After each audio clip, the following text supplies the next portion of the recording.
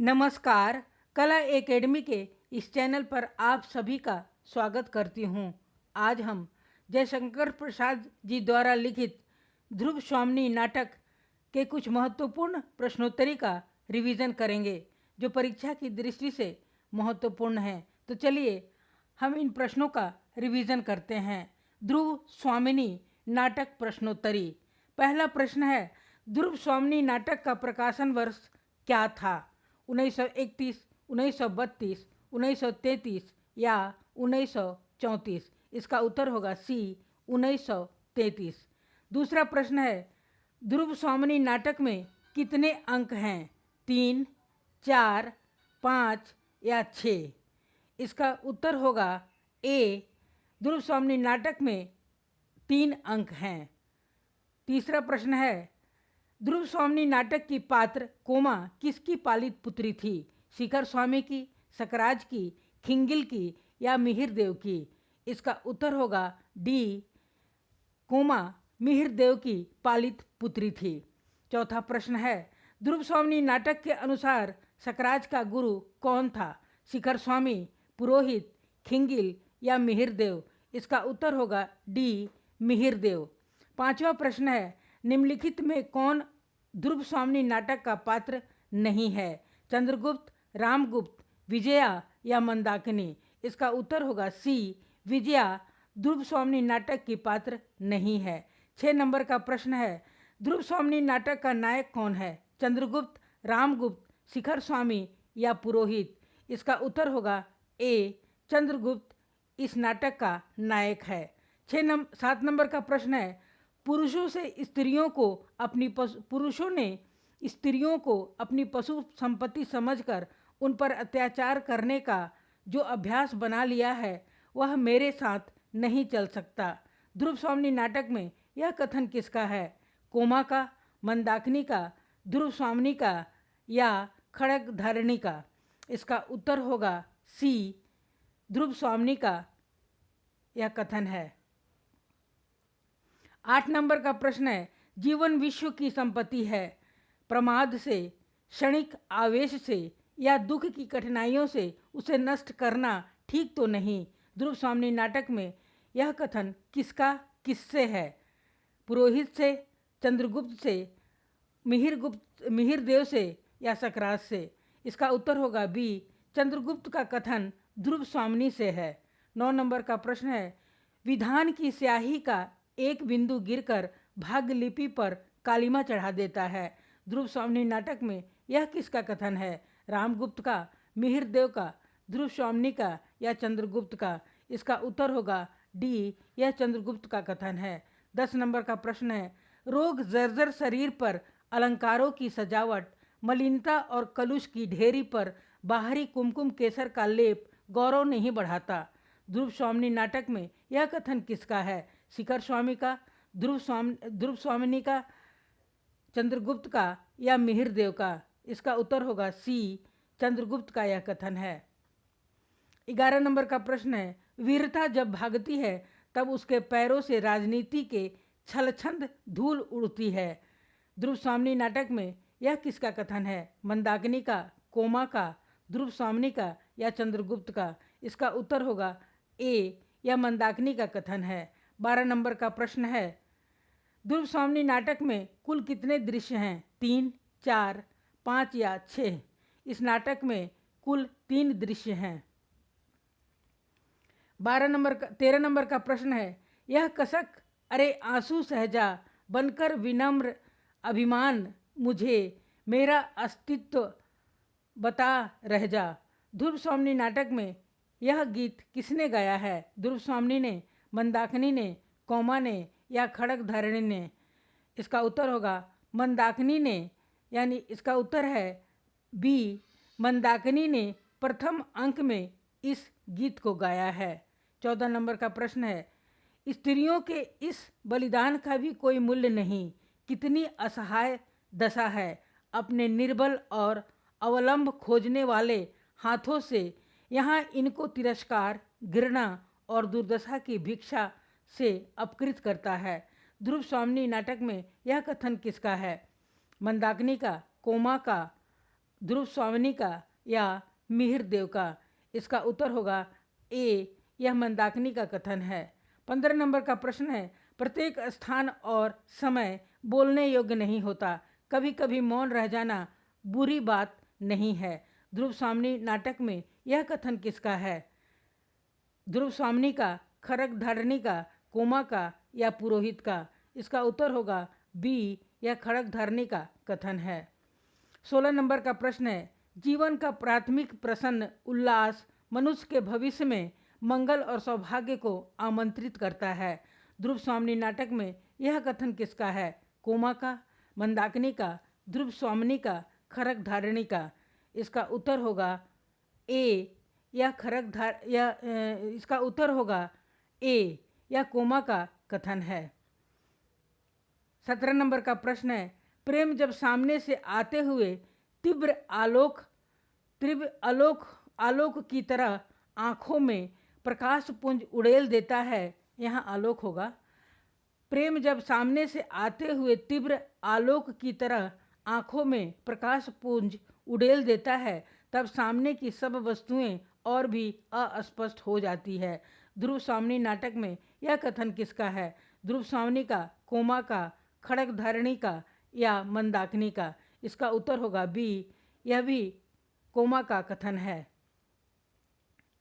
18 number का प्रश्न है, अपने तेज की अग्नि में जो सब कुछ भस्म कर सकता हो, उस दृढ़ता का अवकाश के नक्षत्र कुछ बना बिगाड़ नहीं सकते। ध्रुव स्वामिनी नाटक में यह कथन किसका है? मिहिर देव का, पुरोहित का, कोमा का या ध्रुव स्वामिनी का? इसका उत्तर होगा सी, यह कोमा का कथन है। 19 नंबर का प्रश्न है, राजनीति ही मनुष्यों के लिए सब कुछ नहीं, राजनीति के पीछे नीति से भी हाथ न धो बैठो, जिसका विश्व मानव के साथ व्यापक संबंध हो। ध्रुव स्वामिनी नाटक में यह कथन किसका है? पुरोहित का, मिहिर देव का, चंद्रगुप्त का या रामगुप्त का? इसका 19 नंबर का इसका उत्तर होगा बी, मिहिर देव। 20 नंबर का प्रश्न है, ब्राह्मण केवल धर्म से भयभीत है, अन्य किसी भी शक्ति को वह तुच्छ समझता है। ध्रुव स्वामिनी नाटक में यह कथन किसका है? चंद्रगुप्त का, ध्रुव स्वामिनी का, मिहिर देव का या पुरोहित का? इसका उत्तर होगा डी, यह पुरोहित का कथन है रामगुप्त से। 21 नंबर का प्रश्न है, जयशंकर प्रसाद का कौन सा नाटक विशाख के देवी चंद्रगुप्त के आधार पर रचित है? चंद्रगुप्त, स्कंदगुप्त, करुणालय या ध्रुव स्वामिनी? इसका उत्तर होगा डी, ध्रुव स्वामिनी। 22 नंबर का प्रश्न है, अमात्य तुम बृहस्पति हो चाहे शुक्र, किंतु धूर्त होने से ही क्या मनुष्य भूल नहीं सकता? ध्रुव स्वामिनी नाटक में यह किसका कथन है? ध्रुव स्वामिनी, कोमा, खड़गधारिणी या रामगुप्त? इसका उत्तर होगा ए, ध्रुव स्वामिनी का कथन है प्रथम अंक में। 23 नंबर का प्रश्न है, कुमार, यह मृत्यु और निर्वासन का सुख तुम अकेले ही लोगे? यह नहीं हो सकता। यह किस नाटक की पंक्ति है? चंद्रगुप्त की, स्कंदगुप्त की, ध्रुव स्वामिनी की या कामना की? इसका उत्तर होगा सी, यह ध्रुव स्वामिनी नाटक की पंक्ति है।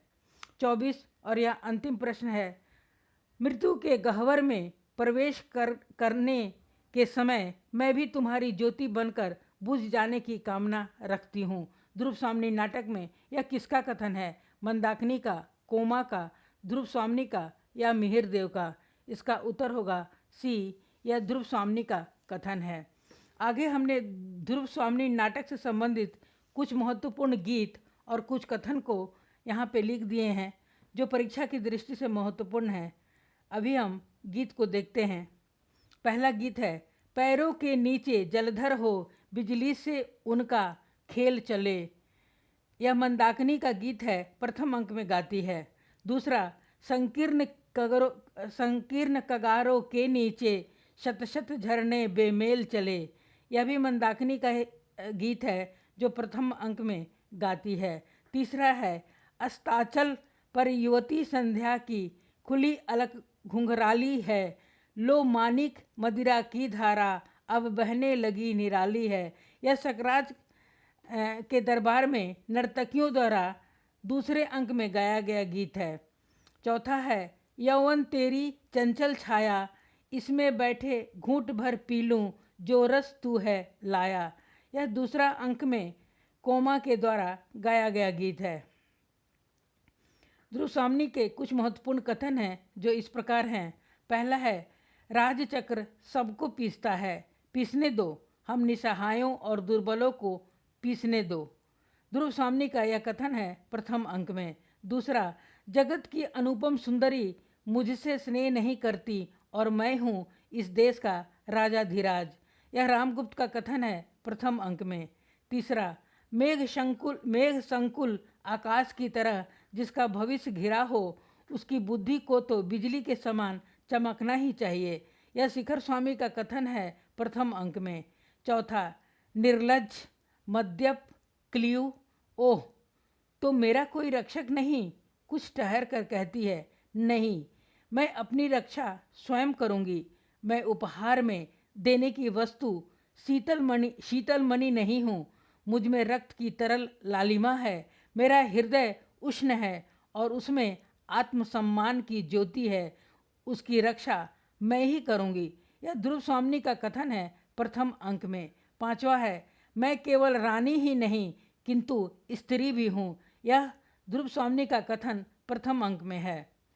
6 नंबर का है सौभाग्य और दुर्भाग्य मनुष्य की दुर्बलता के नाम है, मैं तो पुरुषार्थ को ही सबका नियामक समझता हूँ।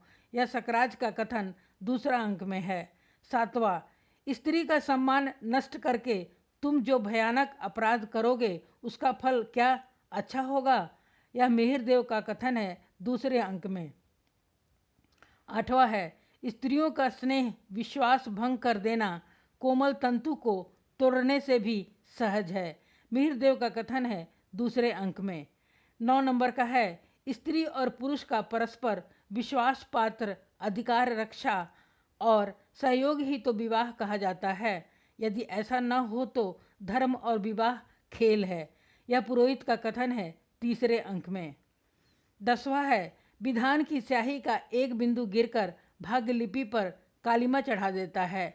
आज यह स्वीकार करने से भी संकुचित हो रहा हूँ कि ध्रुव स्वामी मेरी है। यह चंद्रगुप्त का कथन है तीसरे अंक में।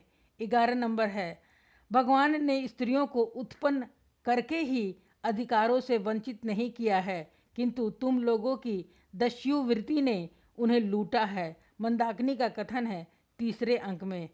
12 नंबर है और यह अंतिम कथन है स्त्रियों के इस बलिदान का भी कोई मूल्य नहीं, कितनी असहाय दशा है।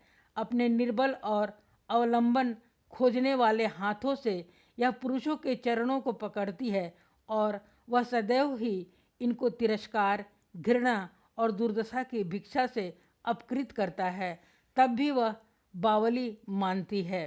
यह मंदाकिनी का कथन है तीसरे अंक में।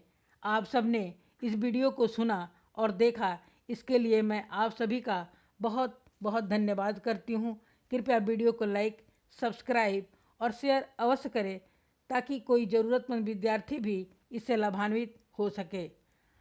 उपर्युक्त सभी प्रश्नों के उत्तर हमने यहाँ लिख दिए हैं। 1-2 बार कहानी की तरह इसे आप सब पढ़ लेंगे तो आराम से याद हो जाएगा। धन्यवाद। जय हिंद।